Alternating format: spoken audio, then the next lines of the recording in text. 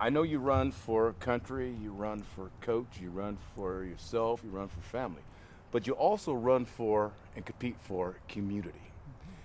How significant was that to your drive to be successful in the Olympics? You know, competing for so many people, right? And self always come in, but to me, it was always about the community, about the people who believed in me, the people who probably couldn't travel with me to the Olympics. And I just remember during the closing ceremony in Seoul, Korea, that's why I put up that sign. I wrote on the sign, and my friends, they said, "We're going to put you on our shoulder, Jackie." And I'm like, "Yeah, because I want the people in East St. Louis to see, I love you, East St. Louis." That was something I was so far away, but I just wanted, the community to know that I was thinking of them every step of the way. What was your greatest Olympic moment?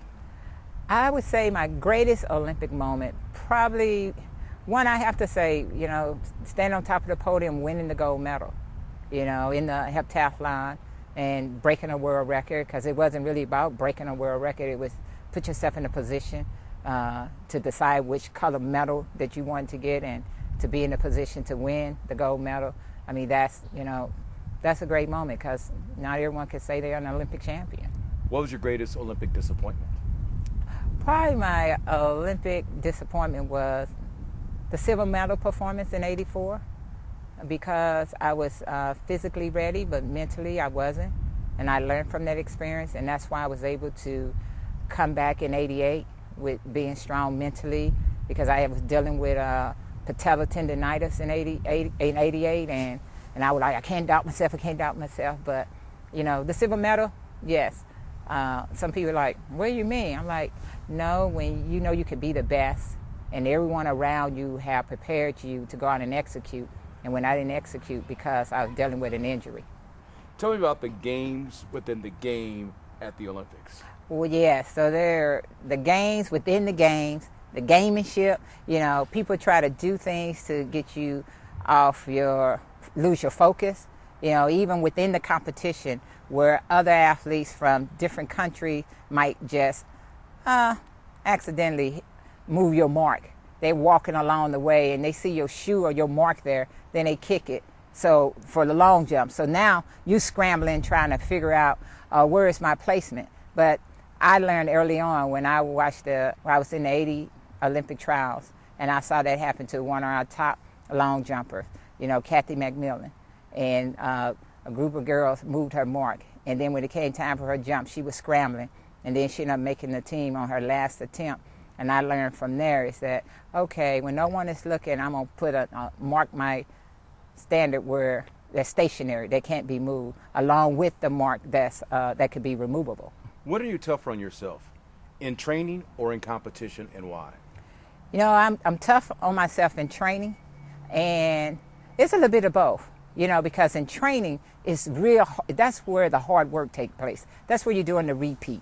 That's where you find out how tough you are mentally, physically. Your coaches, it's 100 degrees, and, Bobby in the middle of the field, and all I could see a mirage. He's saying, line it up, let's go. Then you have to dig deep. Now when I get into competition, I'm going to take that toughness out on my competitors. So now it's time for me to have fun with it, but I also know I have put in the work. Is there a game phase or a game level you go to or went to in competition? Because it's one thing to train, but nothing's really at stake. But when it's game time, what is game time? When it's game time, to me, a game time, it doesn't change. I'm not one that, I know I've trained and I know I'm ready. And, and I'm one that I believe I have a lot of faith, and to me, I'm going to step on that line. Who's to the left or who's to the right of me, it really doesn't matter. All they're going to do is be a part of the competition. I just got to make sure I focus on my lane. And so whatever you're going to bring it. But I'm not going to be so wrapped up into what you're doing that I lose focus on what I should be doing. The Olympics did so much for you, did so much for this community.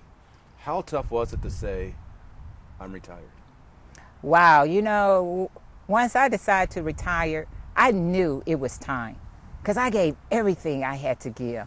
Every day I trained, every competition. And when I knew I was walking away, I walked away without any regret. because I knew I had given my all, and now my love for what I want to do in the community must continue on, because it was a part of what I was doing. I felt like I was neglecting my community along the way because I couldn't devote the same time that I devoted on the track to the work that I wanted to do in the community. I was building relationships, talking about it, but wow, now you can have me, all of me, instead of part of me. As great an Olympic experience as you have had, what was medaling the first time like? Medaling the first time was like, it was bittersweet. You know, bittersweet from the standpoint, 84 was my first when I won the silver medal. But when you know in your heart you can be a gold medalist, and at the same time my brother won his gold medal, you know, so it was like embracing, you know, a high but a low for me, but still, you know, it's hard for people to understand. But, you know, that silver medal motivated me to eventually become one of the best. What would the JJK from today tell the JJK before the 1984 games began? What would the JJK today tell the JJK before the 1984 games began was to truly trust the process. Believe in your coaches, believe in your physio, and believe in yourself. There's going to be kids who watch this who may not know Jackie Joyner-Kersee, who might live in your same neighborhood, only know you as the woman who owns that building, runs that center over there. Yet there's kids out there who want to get to where you were able to go.